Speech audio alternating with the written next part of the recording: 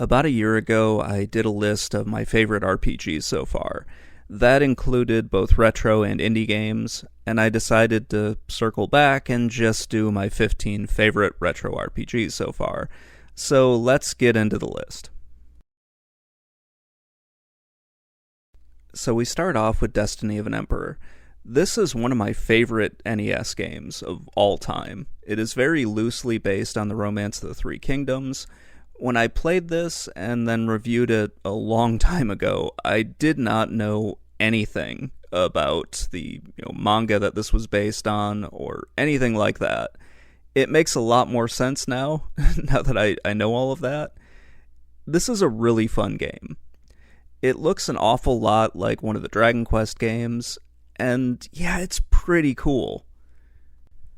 There's a lot of cool stuff in here, like when you defeat an enemy general in battle, there's a chance that you can recruit them onto your side. They don't, gain any experience or anything. There are only 5 generals in the game that do that. But it's just really cool. You run into a guy that's pissing you off, and you can recruit him onto your team so you never have to fight him again. The graphics are pretty decent. The battles are actually awesome. I really love the auto battle in this. It's just a great game. Thousand Arms manages to combine a dating simulator with a role-playing game. The game's combat is also pretty unique, as it plays out a little bit like a one-on-one fight. It's a very interesting approach to turn-based combat, and it's one of the things that kind of grew on me as the game went on. It's a rather easy game. The story is very good, even if it doesn't have too many twists to it.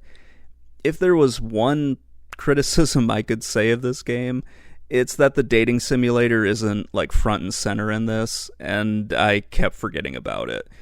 It's more of a problem for me than it was for the game, but it was something that I just have to point out every time I talk about this.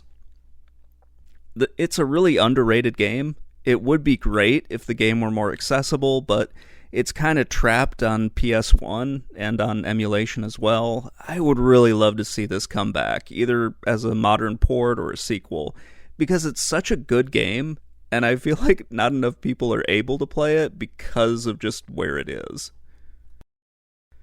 Phantasy Star 4 is my favorite game of the series, and it's also one of my favorite games on the Sega Genesis. It has everything I would want from a science fiction RPG.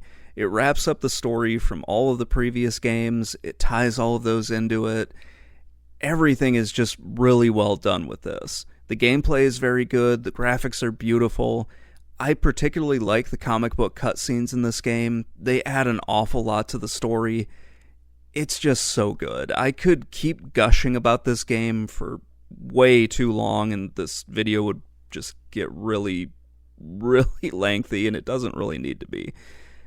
Overall, I love the gameplay, love the graphics, love the music, the characters are awesome, the story is great. I love that it takes every part of the other games and kind of weaves those in. It explains what Phantasy Star 3's role in the entire series is. It's just awesome. I love this game so much.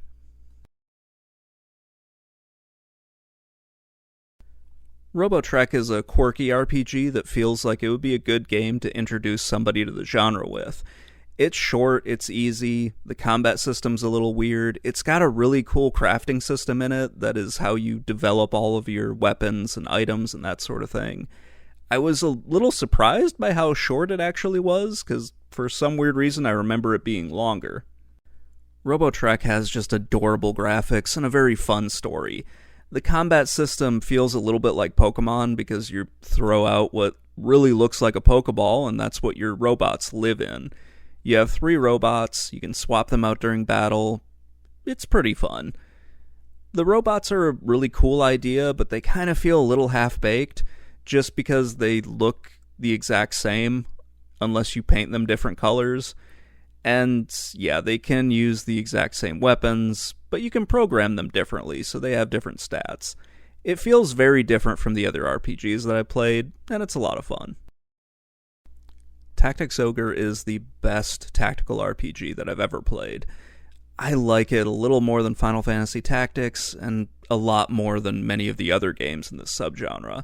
It has an amazing story with multiple endings, great gameplay, and really good graphics.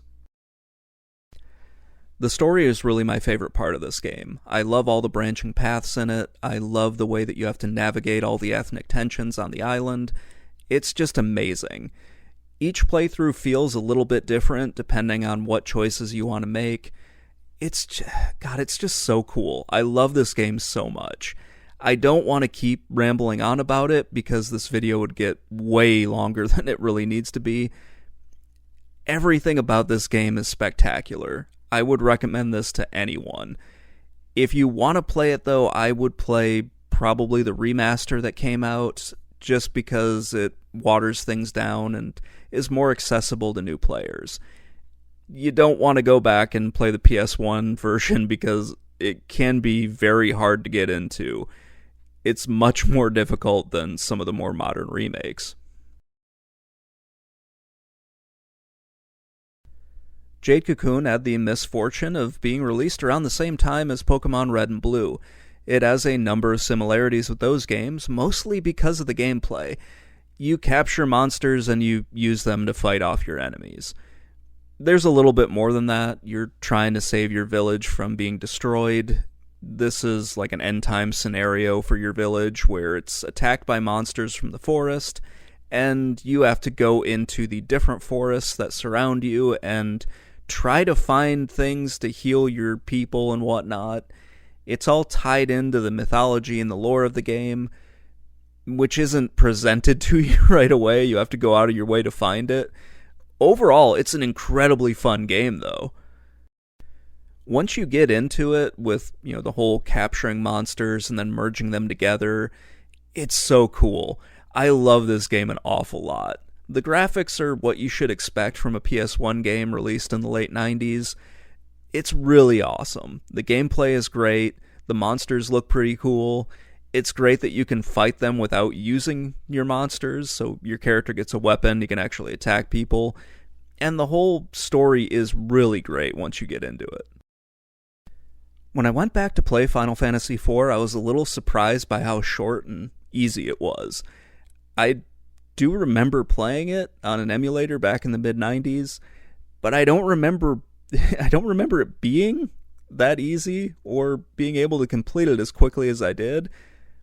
It's a great game, though. I really love the story and just all the batshit directions it goes in. It takes some very strange turns. For example, near the end of the game, you ride a whale to the moon in order to fight the final boss. That is a thing that happens in this. This is also the game that taught me not to get too attached to any of the characters because they're going to just be gone. And not really die, but just be taken out of the story for a while. The graphics and the gameplay are great. I like that you have a party of 5 instead of a party of 4. It just feels a little bit easier when you have that many characters because you can kind of spread things out a little bit more. It's a great game and it's not really that difficult. I played Breath of Fire for the first time when I reviewed it for this channel. I had played a few of the other games in the series, like 3 and 4, but never went back to play the first 2. The first one is a really fun game. The graphics are pretty good for the time, the gameplay is solid. I really like the cutscenes in this. They look excellent, and they were much better than just reading text on a screen or anything like that. The transformation mechanics add a lot to this game. They're really cool. I love the fact that you can just change into a dragon or have your characters merge into some other creature. It's just really great. I love that part of this game. In this first game, the graphics and the gameplay really do the heavy lifting here because the story isn't all that great. It's got some interesting stuff in it, but it's not as good as the others. Saiki Journey West is my third favorite tactical RPG on the PS1. It is based off of a novel, The Journey West, which is a fictional retelling of a Buddhist monk's journey from Tibet into China. It has to do with a whole bunch of crazy shit. Just a lot of crazy shit. You free Son Goku, who was the inspiration for Goku in Dragon Ball Z. A lot of weird shit happens in this. It's very hard for me to describe this story in just 1 minute, and I'm not even going to bother trying. It is a very fun story. It takes some weird twists and turns. The gameplay is great. I love the fact that you can transform one of your characters into some super version of himself. It's a lot of fun to go through and play this and just experience all the batshit insane stuff that goes on here. And then when you're done, you can look up what the story is supposed to be and just see all the weird stuff that happens in that. Final Fantasy VI is my favorite game in the Final Fantasy series. I like it a little bit more than 7. I think it has a better story, better characters, and I like the pixel graphics a lot more. I feel like that stands out and holds up a little bit better than the 3D graphics of 7. The gameplay is very good in this. I really like the whole Esper system that they have that feels a little bit like a prototype for the Materia system you would find in 7. I do like that each character has their own kind of unique skill that they have, like pummel or throw or the sword tech. There's a lot of fun stuff in this game. I really dig the characters. I like the twist near the end where the villain wins and then you have to fight through this ruined earth in order to defeat him. It's a really cool way of doing everything. And I really like the fact that they're moving away from kind of the high fantasy feel into more of a steampunk setting. I like that a little bit more, and it just feels a bit different from the others. I remember my friend Drew telling me about Tales of Destiny, and he made it sound like it was a very hard game. And I believed him back when I was a kid. Then when I went back to play it a few years later, I found it to be pretty easy, and it was a very fun game. It might be due to the fact that I was overpowered at the end, so I didn't really have a problem with the final boss, but who knows? The story is really the thing that I remember the most about this. And that's because it ends. Like, it comes to a logical conclusion halfway through the game, and then it picks up with a new set of bad guys, and yeah, it feels really weird when you're playing it. You're like, okay, it came to a narrative conclusion, and then it's just gonna start up again, and you have to deal with a whole new set of problems. I really love it for some weird reason. It feels like two games getting mashed together, and it's just a really fun experience. I'm not really sure what else I can say about Chrono Trigger at this point. It has spectacular music, an awesome story, beautiful graphics. As I've gotten older, I've kind of micro-analyzed the story a bit, but leaving that part aside, I really like the gameplay here. The magic and the tech system is very good. I remember first playing Chrono Trigger, and I had never seen the double and triple team attacks before in a game, so that was really fun to see when I first got into it. I've got so many memories of playing this game that it's hard to kind of separate them, because everything just sort of blends together. This is one of those games I can always come back to and have a great time playing it. It's not anywhere near as hard as I remember it being, but that's just because it's one of the games that I've memorized over the years. It's a lot of fun. It's one of my favorite RPGs of all time. Cardia really stands out from the other tactical RPGs because of its monster summoning mechanic. You'll need to summon a bunch of different groups of monsters in order to fight for each mission. You can, craft different weapons and armor for them. They all have their own levels that they can gain. They will carry over to the next missions. It's kind of crazy the way this whole thing is set up. Don't get attached to any of the monsters because there's a pretty good chance that they're going to die. Thankfully, the main characters stick around the entire time, so that's a plus. You'll get to just make a whole bunch of different weird shit. Not every monster is suitable for each mission, so you're going to need to summon different types. It's a crazy game. It's got very good graphics. The story is a little weird. It's honestly better if you play both sides of this, because you're going to miss stuff if you only play it through once. So there is that. It is a really cool game with an odd ending. Shining Force feels a bit like a hybrid of a traditional RPG and a tactical RPG. There's some exploration in this that you're not going to see from the other tactical RPGs. That's not to take anything away from it. It just helps it kind of stand out from the other games in the genre. If you don't explore locations, you are not going to really miss anything from the story standpoint. but you are going to miss some characters who are probably more powerful than others. The gameplay is also a little bit different because you don't have the same strengths and weaknesses from some of the other tactical RPGs. You don't have a direction of attack penalties, so that's kind of interesting. You do have, some terrain that comes into play, but by and large, you're not going to see any of that. You also have the ability to go in and resurrect characters who die, so that's pretty great. The graphics really stood out to me. I just love the look of these earlier Sega Genesis games, and the gameplay is very straightforward. It's an excellent starter tactical RPG. So I'm going to do my best not to gush about Ogre Battle for a ridiculous amount of time. This is one of my favorite RPGs of all time. I've gone back and played it many times over the years. I love the story. I really love the graphics. The gameplay is great. Everything about this is wonderful. I really love this game an awful lot.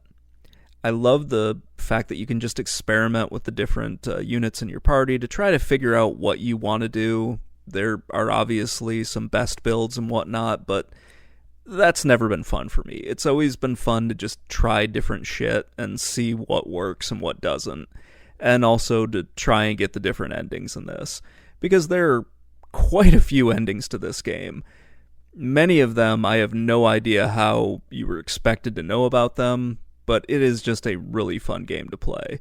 There's a lot of weird shit in here, and I absolutely love it.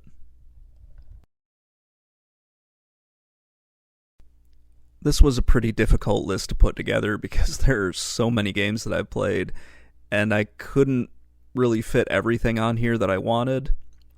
There are no Dragon Quest games on here. A few of the Final Fantasy games that I really liked didn't end up on here because I didn't want this list to be dominated by two series. And there are a few that I just haven't gotten to yet, specifically for my YouTube channel or for my blog. So this will end up getting revised at some point in the future, but for right now, these were the 15 that I enjoyed the most out of all the RPGs that I've played so far. So that's going to wrap it up. Let me know what you think in the comments below, and if you have any suggestions, please include those as well. I will talk to you all later. Bye.